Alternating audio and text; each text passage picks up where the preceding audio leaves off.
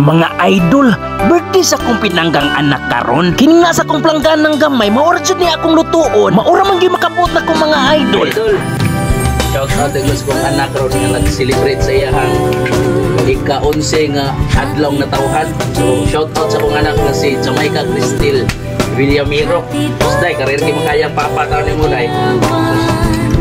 Ora gini mahimong papa day, motivate pait la sa kinabuhi na to. Tambang din mo sa imuha, kuhan lang. Padayon lang yapon sa imong paningkamot sa eskwela para nga makaputi mo ang imong angay nga kaputon sa kinabuhi. So, naot nga dili nimo supako ng mga mandok sa imong ginikanan o sa imong inahan o imong mahan kay ngano. Di mo na makadaot para sa inyo ha. Walay ginikanan nga maghimong daotan para sa iyang mga anak. So, stay healthy. Nya, kiniray makayang papa ni mo. O sa mga amigo, kamiga din ako nga may gagaw, suon. Kung kagayon mo, aton ning tapangan.